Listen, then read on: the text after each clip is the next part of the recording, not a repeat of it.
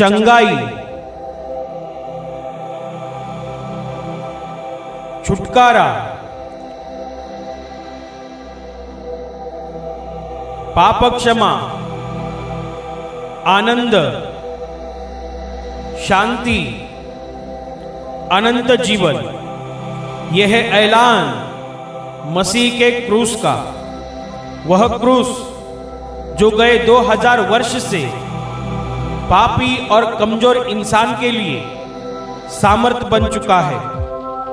परमेश्वर का पुत्र यीशु मसीह इंसान बनकर 2000 साल पहले धरती पर आया और पापियों की मुक्ति के लिए क्रूस पर बलिदान किया और स्वर्ग के आशीषों को हम पापियों के लिए धरती पर लाया।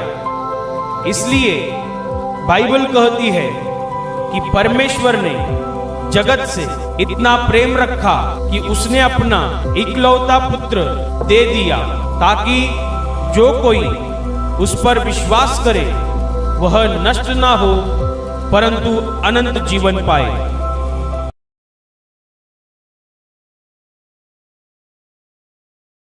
यूहन्ना का सुसमाचार अध्याय 10 वचन 9 मैं पढ़ रही हूं, ध्यान देकर सुनो। द्वार मैं हूं, यदि कोई मेरे द्वारा भीतर प्रवेश करे तो उद्धार पाएगा और भीतर बाहर आया जाया करेगा और चारा पाएगा। Hallelujah, hallelujah, hallelujah, hallelujah, hallelujah, hallelujah. मेरे प्यारे भाई और बहनों, प्रभु यीशु बता रहा है कि द्वार अर्थात दरवाजा मैं हूं, यदि कोई मेरे द्वारा भीतर प्रवेश करेगा तो वह उद्धार पाएगा, वह बाहर भीतर आया जाया करेगा और वह चारा पाएगा। Hallelujah, hallelujah, hallelujah. प्रभु यीशु मसीह अपने आप को दरवाजा बता रहा है, मैं दरवाजा हूं और यदि कोई इस दरवाजे से अंदर आ जाएगा तो उसे उद्धार मिल जाएगा। उद्धार का मतलब है पापों की क्षमा, उद्धार का मतलब है पापों से मुक्ति और उद्धार का मतलब है पापों की क्षमा पाकर स्वर्ग के अनंत जीवन में प्रवेश करना। Hallelujah, hallelujah, hallelujah. Yeshu Masih परमेश्वर का इकलौता पुत्र इंसान बनकर 2000 साल पहले धरती पर आया था, इसी एक मकसद के लिए, इसी एक काम के लिए, मनुष्य का उद्धार करने के लिए, मनुष्य को पापों से मुक्ति दिलाने के लिए और हर मनुष्य को मरने के बाद अनंत जीवन देने के लिए प्रभु यीशु मसीह इंसान बनकर धरती पर आया था। और इस वचन के द्वारा वो एकदम साफ बता रहा है कि मैं दरवाजा हूं। किसका दरवाजा? स्वर्ग का दरवाजा। मैं स्वर्ग का दरवाजा हूं, यदि कोई मेरे द्वारा अंदर आ जाएगा तो उसका उद्धार हो जाएगा, यानी उसे पापों की क्षमा मिल जाएगी और वह मरने के बाद स्वर्ग के अनंत जीवन में प्रवेश कर पाएगा। Hallelujah, hallelujah, hallelujah. जब भी प्रभु यीशु मसीह इंसान के रूप में धरती पर था, वो जो भी बातें बता रहा था, जो भी उपदेश लोगों को कर रहा था, उनमें से बहुत सारा उपदेश और उसकी बहुत सारी बातें मनुष्य के आत्मा के बारे में और स्वर्ग के बारे में थी। हम धरती पर रहने वाले लोग इन बातों के बारे में ज़्यादा सोचते नहीं हैं। हम क्या सोचते हैं? शरीर के बारे में। हम शरीर के बारे में और इस धरती के बारे में, सांसारिक बातों के बारे में सोचते हैं। हमारा सारा ध्यान इसी पर लगा हुआ रहता है। हमने दोपहर खाना खाया, अभी रात खाना खाने की चिंता है। हमने आज नया कपड़ा खरीदा है, एक महीने के बाद दूसरा नया कपड़ा खरीदने की हमें चिंता है। हमारा सारा ध्यान शरीर पर लगा रहता है। हमारी सारी बातें शरीर की बातें रहती हैं। हम जो भी करते हैं सारे शरीर के लिए और सांसारिक बातें करते रहते हैं। पर परमेश्वर का पुत्र यीशु मसीह जब भी धरती पर आया था, उसने शरीर के बारे में बहुत कम बताया, दुनिया की बातें बहुत कम बताई, और उसने सबसे ज्यादा मनुष्य के आत्मा के बारे में बताया और स्वर्ग के बारे में बताया। Hallelujah, hallelujah. इसका कारण यह है कि परमेश्वर ने हमें, धरती के हर मनुष्य को मिट्टी से बनाया है। हम मिट्टी से बनाए हुए इंसान हैं। ये जो हमारा शरीर, चाहे वो कितना भी तंदुरुस्त क्यों ना हो, चाहे वो कितना भी मजबूत क्यों ना हो, चाहे वो कितना भी खूबसूरत क्यों ना हो, इस शरीर की एक दिन मिट्टी बनने वाली है। हम में से कोई भी अपने शरीर के बारे में और धरती के जीवन के बारे में कुछ नहीं जानते हैं। हम कितनी सारी योजनाएं बनाते हैं, हम आगे जाकर ये करेंगे, आगे जाकर वो करेंगे, हम यहाँ एक मकान खरीदेंगे, वहाँ एक मकान खरीदेंगे, यहाँ एक जमीन खरीद लेंगे, हम गाड़ी लेंगे, ऐसा करेंगे, वैसा करेंगे, वैसा करेंगे, और बहुत सारी योजना बनाने के बाद 2 दिन के अंदर हमारा धरती का जीवन खत्म हो जाता है। सारी योजना यहाँ की यहाँ रही। Hallelujah, hallelujah. इसीलिए प्रभु यीशु ने खुद एक उदाहरण बताया है कि ऐसा एक धनी मनुष्य था, अमीर मनुष्य था, जिसके खेती में बहुत अनाज आ गया, और ये इतना अनाज आ गया कि ये अपने आप सोच रहा है कि मेरे पास इतनी जगह नहीं है कि मैं सारा अनाज रख दूं। कितना अनाज मेरी खेती में आ गया है, इसे मैं कहाँ रख दूं। और जब ये अपने मन में सोच रहा था, तभी आगे जाकर उसने योजना बनाई। क्या योजना बनाई कि मैं और बड़ा कुछ तो बनाकर उसमें ये सारा अनाज रख दूंगा, और ये सारा अनाज इकट्ठा होने के बाद मैं अपने आप को बताऊंगा, हे मेरे प्राण, तुझे चिंता करने की जरूरत नहीं है, क्योंकि बहुत साल तक तुझे काफी हो जाएगा। इतना अनाज तेरे पास है, तेरे पास सब कुछ बहुत है, तुझे चिंता करने की जरूरत नहीं है, परिश्रम करने की जरूरत नहीं है, तू आराम से बहुत साल तक खा पी सकता है। ऐसा ये मनुष्य अपने आप को बोल रहा था। पर जब भी वो अपने आप को बोल रहा था, तभी परमेश्वर ने उसकी आत्मा में उसके साथ बात की, और परमेश्वर ने उससे कहा, हे मूर्ख, आज रात तेरा प्राण तुझसे लिया जाएगा, तो फिर जो कुछ तूने इकट्ठा किया है वह सब कहाँ जाएगा। Hallelujah, hallelujah, hallelujah. अंत के समय परमेश्वर उसको बता रहा है, आज रात तू मरने जा रहा है। बहुत सारे लोगों के मन में सवाल होता है कि ये व्यक्ति अचानक मर गया, पर मेरा विश्वास है कि जब मनुष्य का मरने का आखिरी वक्त आता है, तब परमेश्वर उसकी आत्मा में आखिरी बात करता है। चाहे वो किसी दुर्घटना में मर जाए, किसी बीमारी में मर जाए, कहाँ डूबकर मर जाए, कुछ भी हो जाए, पर मेरा ये विश्वास है कि जब मनुष्य की एकदम अंत की घड़ी आती है, परमेश्वर उसकी आत्मा में बातें करता है। और यहाँ ये बड़ा सबूत है जहाँ पर प्रभु ने कहा है कि परमेश्वर ने उससे बात किया। ये उसकी जिंदगी की आखिरी रात थी, और परमेश्वर ने उससे कहा, हे मूर्ख, आज रात तेरा प्राण तुझसे लिया जाएगा, तो फिर जो भी तूने इकट्ठा किया है वो कहाँ जाएगा। अभी सोच, क्योंकि आधा घंटा बचा है, 1 घंटा बचा है, ज़्यादा से ज़्यादा 2 घंटा बचा होगा, उसके बाद तू धरती पर रहेगा नहीं। तो ये सब अनाज, तेरा बंगला, तेरा सोना चांदी, पैसा, जमीन, जायदाद, संपत्ति कहाँ जाएगी। Hallelujah, hallelujah, hallelujah, hallelujah. ये है मनुष्य का जीवन। हम अगले पल के बारे में नहीं जानते हैं, कल के दिन के बारे में नहीं जानते हैं। हम में से किसी को भी अपना कुछ भी अगला पल मालूम नहीं है। यहाँ तक कि प्रभु यीशु ने ऐसा कहा है, कहा नहीं बल्कि ऐसा चैलेंज दिया है कि तुम में से कोई भी अपने एक बाल को भी न काला कर सकते हैं न सफेद कर सकते हैं। आप काला कर सकते बालों को? हर 15 दिन में आपको लगाना पड़ता है ना। देखो, 2000 साल पहले प्रभु ने बताया, तुम में इतनी ताकत नहीं है कि तुम अपने एक बाल को भी काले बना सकते हो। एक बाल को, जब भी प्रभु ने बताया था तभी हवाई जहाज नहीं था, तभी मोबाइल नहीं था, तभी कंप्यूटर का जमाना नहीं था, तभी कुछ भी नहीं था। लोग घोड़ों के ऊपर, ऊंट के ऊपर आना जाना करते थे, पैदल चला करते थे। उस समय ना इलेक्ट्रिसिटी थी, ना कोई भी खोज नहीं थी। ऐसे समय प्रभु ने कहा था कि तुम में इतनी ताकत नहीं है कि तुम अपने एक बाल को भी काले कर सकते हो। 2000 साल बाद कितनी उन्नति हो गई, विज्ञान की कितनी तरक्की हो गई, पर प्रभु के ये शब्द को कोई भी मिटा नहीं सका। हालेलुया। इसीलिए प्रभु यीशु ने कहा, आसमान और धरती नष्ट हो सकती है पर मेरे वचन कभी भी नष्ट नहीं हो जाएंगे। आसमान और धरती का नष्ट होना संभव है, पर मेरे मुंह से निकले हुए वचन, मेरे मुंह से निकले हुए शब्द कभी भी नष्ट नहीं हो सकते हैं।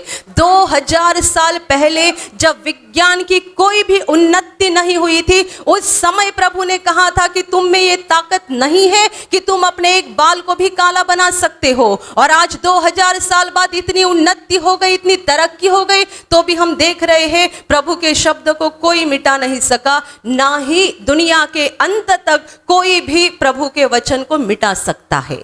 Hallelujah, hallelujah. क्या है हमारी ताकत? यदि हम हमारे एक बाल को भी, सफेद बाल को काला नहीं बना सकते हैं, तो हमारी औकात ही क्या है? हम क्या आगे का सोचते हैं? हम क्या कल का सोचते हैं? हम कल परसों का क्या सोचते हैं? हम एक साल के बाद का क्या सोचते हैं? क्या है हमारी जिंदगी? दुनिया का पहला मनुष्य आदम, उसने जब भी पाप किया तभी परमेश्वर ने उससे कहा, मैंने तुझे मिट्टी से बनाया है, तू फिर एक बार मिट्टी में चला जाएगा।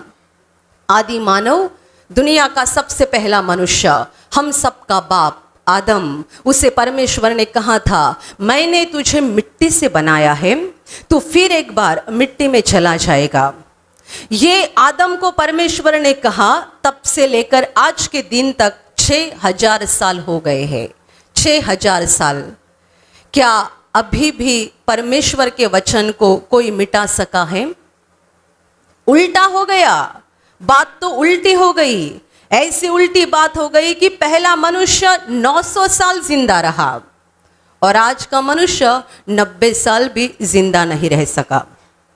जितनी दुनिया आगे बढ़ती गई, आगे बढ़ती गई, आगे बढ़ती गई, इंसान की जिंदगी कम कम कम कम होते गई। पहला मनुष्य 900 साल जिया, उसके बाद 700, 500, 400, 300, 100 और अभी कोई 60 साल भी जिया तो हम बोलते बहुत जिया। 60 साल भी जिया तो हमें लगता है बहुत जिया है। Hallelujah, hallelujah. ये धरती का जीवन नश्वर जीवन है, ये हमारा शरीर नाशवंत है। हम नहीं जानते कि हम कितने दिन, कितने समय, कितने साल धरती पर रहने जा रहे हैं। हमारा शरीर परमेश्वर ने मिट्टी से बनाया है और परमेश्वर ने खुद कहा था कि मैंने तुझे मिट्टी से बनाया है, तो फिर एक बार मिट्टी में चला जाएगा। तो ये शरीर मिट्टी में जा रहा है। हर किसी का, चाहे वो प्राइम मिनिस्टर हो, कोई भी हो, चाहे वो इंजीनियर हो, डॉक्टर हो, वैज्ञानिक हो, कोई भी हो, दुनिया के किसी भी देश में रहने वाला हो, हर एक के शरीर की मिट्टी बनते जा रही है, क्योंकि परमेश्वर ने बोला था ये शरीर मिट्टी का है, मिट्टी में चला जाएगा। तो हमने अपने शरीर को संभालने की कितनी भी कोशिश की, हमने अपने शरीर को अच्छा रखने के लिए कितना भी प्रयास किया, तो भी एक दिन ये शरीर मर जाएगा और इसकी मिट्टी बन जाएगी। Hallelujah, hallelujah, hallelujah. इसलिए प्रभु यीशु ने शरीर की बातें कम कही, आत्मा की बातें ज्यादा कही, क्योंकि शरीर तो मरने जा रहा है, शरीर तो मिट्टी होने जा रहा है, पर शरीर के अंदर जो हमारा आत्मा है, जो हमारा सच्चा व्यक्तिमत्व है, जिसे अंग्रेजी में पर्सनैलिटी कहते हैं, जो हमारा सच्चा व्यक्तिमत्व है यानी हमारा आत्मा, ये हमेशा के लिए जिंदा रहेगा। शरीर मिट्टी का बनाया हुआ है और आत्मा अविनाशी है। शरीर मर जाएगा, आत्मा कहाँ जाएगा? मरने के बाद आत्मा को भी धरती को छोड़ना पड़ता है। कुछ लोग कहते हैं मरे हुए लोगों की आत्मा धरती पर इधर उधर भटकते रहती है। नहीं, हम अपने मालिक नहीं है कि हमें जहाँ चाहे वहाँ भटकते रहे। मरी हुई आत्मा अपनी मालिक नहीं है कि धरती पर जहाँ चाहे वहाँ भटकती रहे। हम अपने मालिक नहीं है। जब तक हम शरीर में है हमें स्वतंत्रता है। आप इंग्लैंड जाओ, अमेरिका जाओ, जापान जाओ, किसी जंगल में घूम कर आओ, आप स्वतंत्र है। पर जिस घड़ी आपकी आत्मा शरीर से बाहर निकलती है और शरीर की क्रिया बंद हो जाती है, उस घड़ी आप अपने मालिक नहीं रहते। आपकी आत्मा को दो में से एक जगह जाना पड़ता है। ये दो जगह में धरती है नहीं, दो में से एक जगह जाना पड़ता है। आत्मा को धरती को छोड़ना ही पड़ता है और उसको दो में से एक जगह जाना पड़ता है। यदि ये आत्मा शुद्ध है, पाप रहित है, पाप मुक्त है, धर्मी है, तो परमेश्वर उस आत्मा को स्वर्ग में ले लेता है।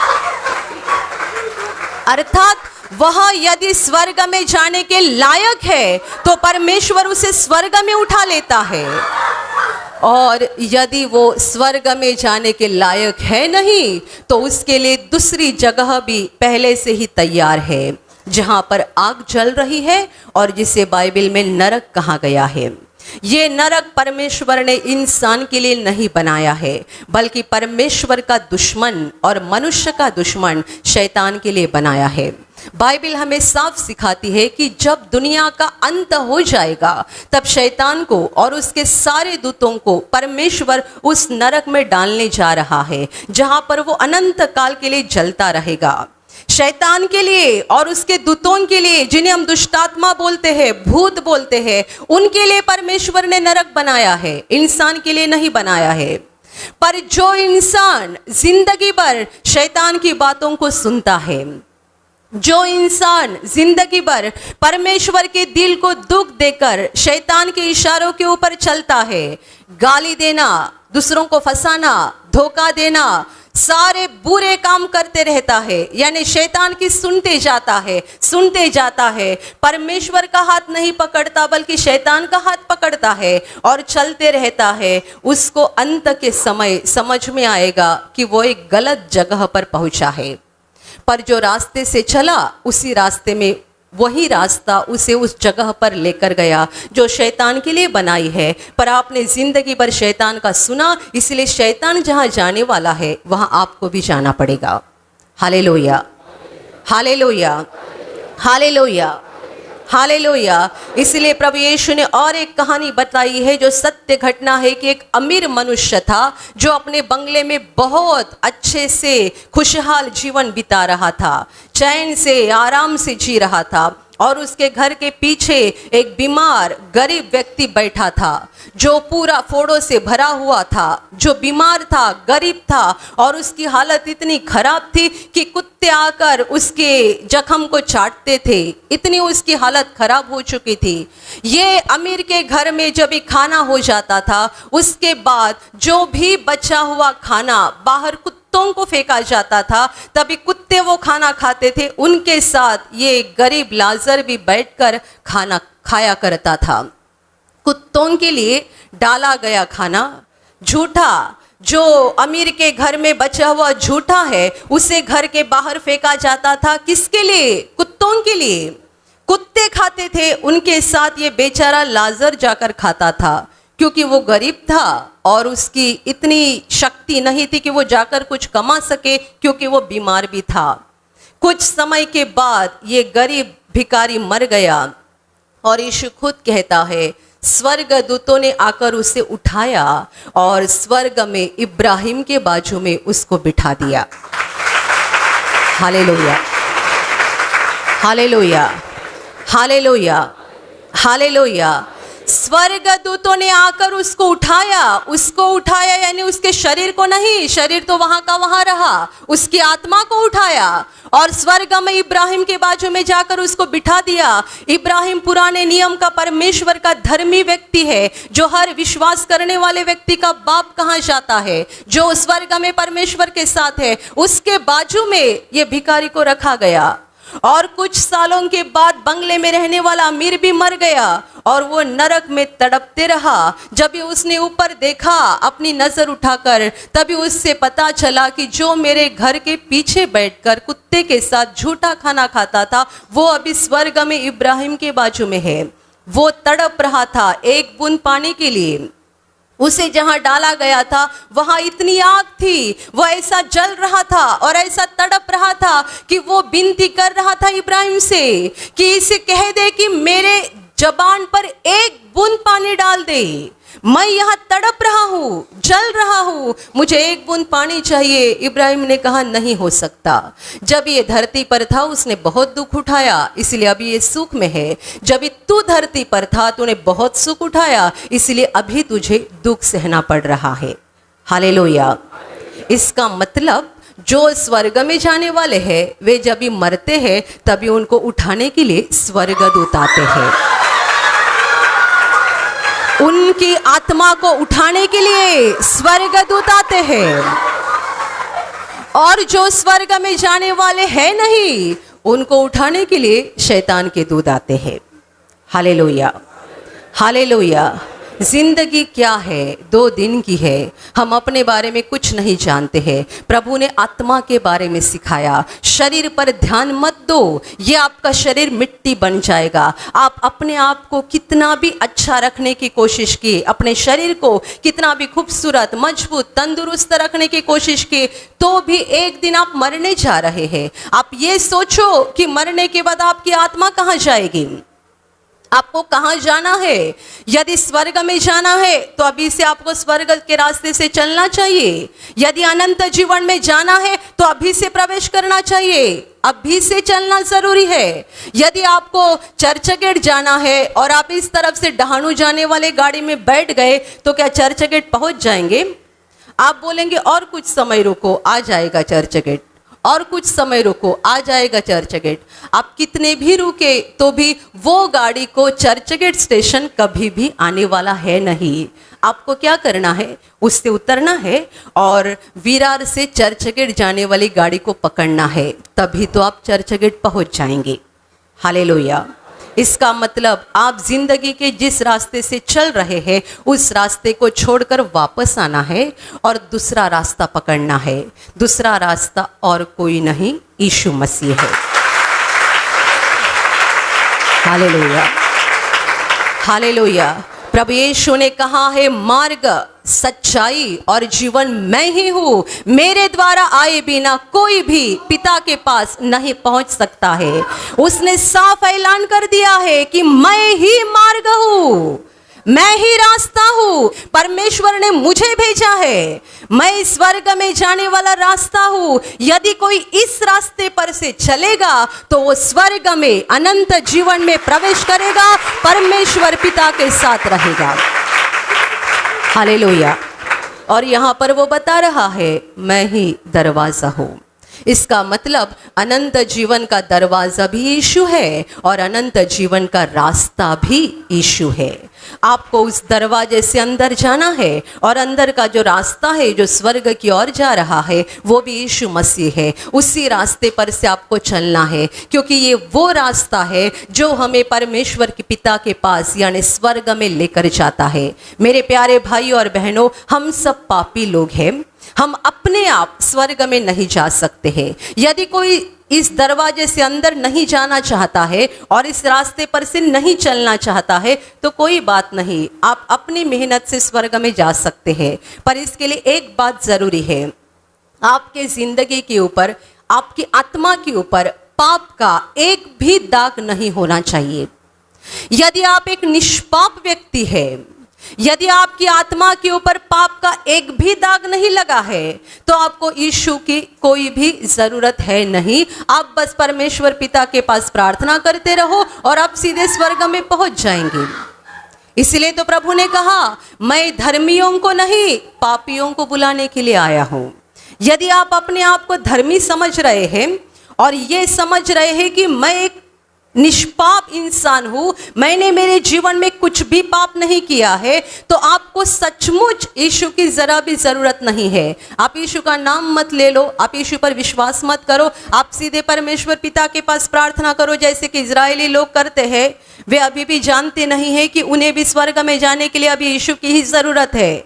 आप सीधे परमेश्वर पिता के पास प्रार्थना करो, सीधे उस पर भरोसा करो, यीशु की आपको जरूरत नहीं है। यदि आप एक निष्पाप व्यक्ति है, निष्कलंक है, आपके ऊपर एक भी पाप का दाग लगा हुआ नहीं है, पर क्या आप बोल सकते हैं कि आप निष्पाप हैं? कौन बोल सकता है कि मैंने पाप नहीं किया है? हम तो पापी लोग हैं, हर दिन पाप करते हैं। हम सोचते हैं गलत, हम देखते हैं गलत, हम सुनते हैं गलत, हम बोलते हैं गलत, और हमारा शरीर भी गलत काम करता है। इसका मतलब सर से लेकर पैर तक हम पूरे के पूरे पाप से भरे हुए हैं। हम पूरे के पूरे पाप से भरे हुए हैं, और यदि हम पापी हैं तो स्वर्ग में कैसे जा सकते हैं? स्वर्ग पवित्र है, परमेश्वर पवित्र है। परमेश्वर के अनगिनत स्वर्ग दूत जो वहां पर मौजूद है वे सारे पवित्र है। वहां पाप का अंधकार जरा भी नहीं है, वहां पाप का दाग थोड़ा सा भी नहीं है। तो एक पापी आत्मा स्वर्ग में कैसे पहुंच सकती है? Hallelujah, hallelujah, hallelujah. जब ये आपका छोटा बच्चा घर के बाहर आंगन में खेलने के लिए जाता है, मिट्टी में खेलता है, और मिट्टी में बहुत समय खेल खेल कर अपना पूरा बदन और कपड़ा खराब कर देता है, और उसी हालत में जब भी वो दौड़ते दौड़ते घर में आता है और बिस्तर पे चढ़ता है, आप क्या करते हैं? बताओ क्या करते हैं? जोर से एक थापड़ लगाते हैं। पहले बाथरूम में जा, कपड़ा बदल, अपने आप को साफ कर, तब तक ये बिस्तर पे चढ़ना नहीं। करते हैं ना? जिस आपके छोटे बच्चे ने मिट्टी में खेल खेल कर अपना पूरा बदन और कपड़ा काला कर दिया है, खराब कर दिया है, यदि वो दौड़ते दौड़ते आएगा और बिस्तर पे बैठ जाएगा तो आपको बर्दाश्त नहीं होता है। आप उसको मार देते हैं और बोलते पहले साफ हो जा। उसको उठेगा नहीं तो आप खींच के जबरदस्ती उसको बाथरूम तक लेके जाते हैं, चिल्ला चिल्ला कर उसका कपड़ा बदल देते हैं, उसको साफ धोते हैं, और फिर अभी जा घर के अंदर। वो सर्वशक्तिमान परमेश्वर जो पवित्र है, वो हम जैसे गंदे इंसान को स्वर्ग में लेगा? नहीं ले सकता। वो कहता है मत आओ यहाँ पर, मेरा स्वर्ग एकदम स्वच्छ है, क्लीन है, पवित्र है, यहाँ एक भी पाप का दाग नहीं है, तुम लोग यहाँ नहीं आ सकते हो। वो कितना पवित्र है बताओ? बाइबल कहती है वो इतना पवित्र है कि उतनी उसके पवित्रता के प्रकाश से पूरा स्वर्ग भरा हुआ है। वो उसका पवित्रता का तेज, बाइबल में उसका वर्णन किया गया है, उसके पवित्रता का तेज है। ये इतना पवित्र परमेश्वर है। हम पापी इंसान जो जिंदगी भर कितने सारे अनगिनत पाप करते रहते हैं, वो हमें स्वर्ग में कैसा लेगा? यदि आप अपने बच्चे को जिसने खेल कर कपड़ों को और बदन को काला कर दिया है, उसको आप घर के बिस्तर पर लेने के लिए तैयार नहीं होते हैं, तो परमेश्वर हम जैसे पापी आत्मा को उसके पवित्र स्वर्ग में कैसे ले सकता है? वो नहीं ले सकता है। इसलिए हर पापी आत्मा के लिए वही दूसरी जगह है जो है नरक, हमेशा के लिए जलते रहना। पर बाइबल कहती है परमेश्वर प्यार है, परमेश्वर प्यार है, परमेश्वर अनंत प्यार है। वो हम पर इतना प्यार करता है, इतना प्यार कि वो हमें पापों से बचाना चाहता है, वो हमें पापों से छुड़ाना चाहता है, वो हमें पापों से मुक्ति देकर अनंत जीवन में प्रवेश दिलाना चाहता था। और इसीलिए परमेश्वर ने अपने इकलौते पुत्र को, यीशु मसीह को धरती पर भेजा। वो परमेश्वर का इकलौता पुत्र इंसान बनकर धरती पर आया। उसने कई बार ये मकसद बताया था कि वो धरती पर क्यों आया है। उसने अंधों की आंखें खोली, गूंगे को बोलने की शक्ति दी, उसके पास आए हुए हर मरीज को उसने अच्छा किया। पर उसका मकसद क्या था? मकसद ये था मनुष्य का उद्धार करना।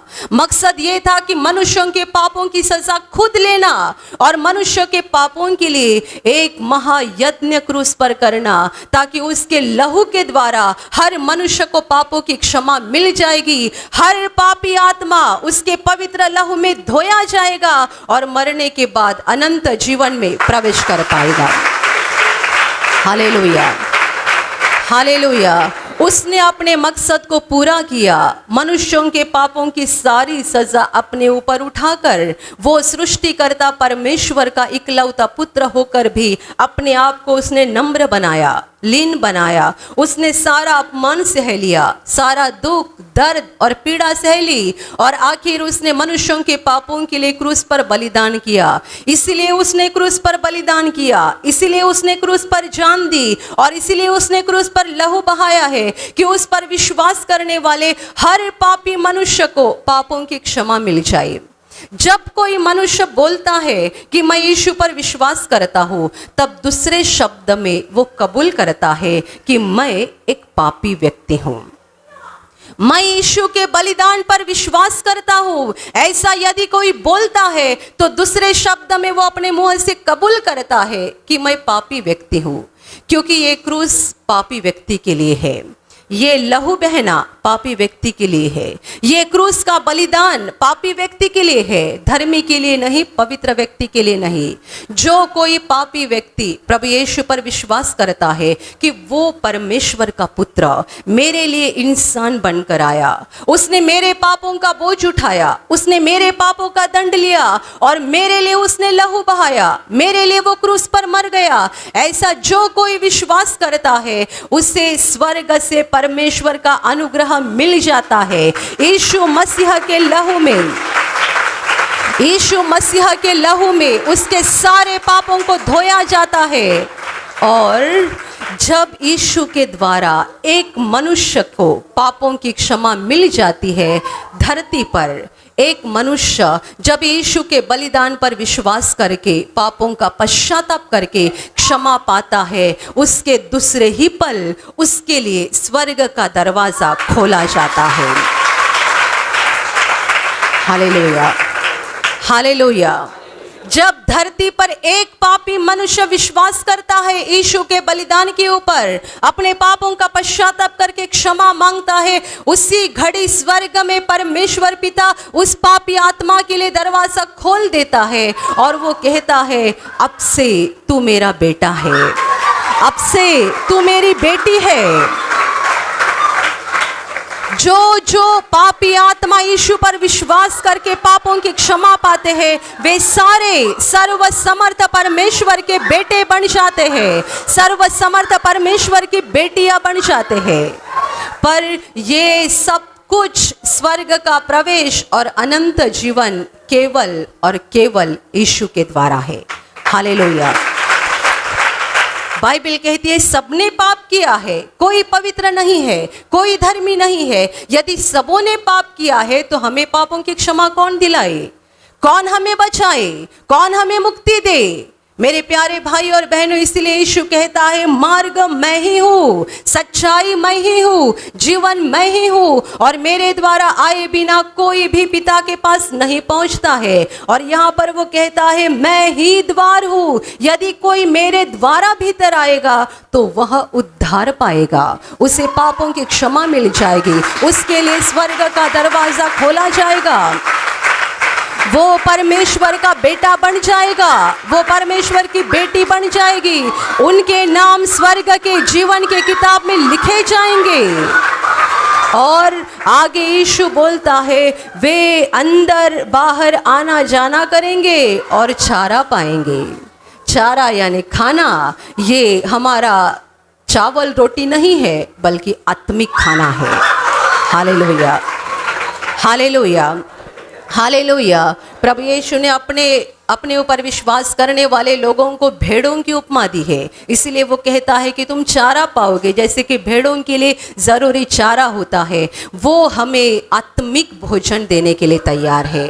जितने यीशु पर विश्वास करते हैं, इस दरवाजे से अंदर जाकर भीतर प्रवेश करके उसके ऊपर विश्वास करके चलते रहते हैं, उन्हें आत्मिक भोजन मिलता है। उनका शरीर एक दिन मर जाएगा, पर आत्मिक खाना खा खाकर उनकी आत्मा मजबूत बन जाती है, तंदुरुस्त बन जाती है।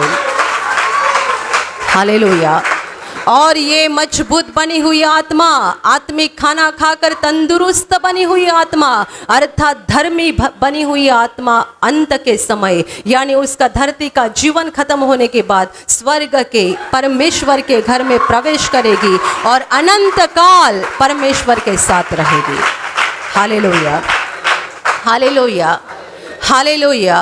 मेरे प्यारे भाई और बहनों, प्रभु यीशु मसीह हमारा मुक्तिदाता है, जिसने हमारे लिए क्रूस पर बलिदान किया है और जिसके लहू के द्वारा हमें पापों की क्षमा मिल जाती है। यीशु के बलिदान पर विश्वास करो, पापों की क्षमा पाओ, ताकि आपके लिए स्वर्ग का दरवाज़ा खुल जाएगा। आपके नाम स्वर्ग के जीवन के किताब में लिखे जाएंगे। इस रास्ते से आगे बढ़ते रहो, क्योंकि ये रास्ता हमें अनंत जीवन में लेकर जाता है। Hallelujah, hallelujah. और अभी मैं आपके लिए प्रार्थना करने जा रही हूँ। आपके शरीर के जिस भाग पर बीमारी है, पूरे विश्वास के साथ वहाँ पर हाथ रखो, और यदि वहाँ हाथ नहीं रख सकते हैं तो अपने सीने पे हाथ रखो।